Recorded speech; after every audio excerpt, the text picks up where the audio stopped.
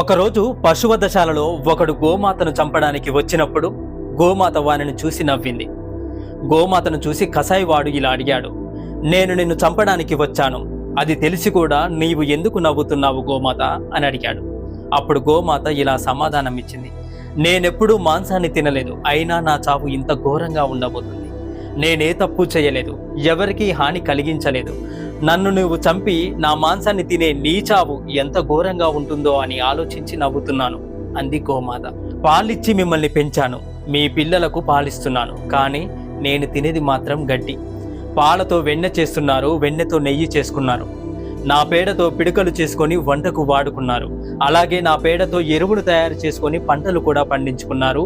వచ్చిన డబ్బుతో సుఖంగా జీవిస్తున్నారు. కానీ నాకు మాత్రం కుళ్ళిపోయిన కూరగాయలను, ఎండిపోయిన గడ్డిని వేస్తారు. కానీ నన్ను కసాయివాడిలా చంపడానికి వచ్చావే, నా పాల నుంచి వచ్చిన శక్తితోనే నన్ను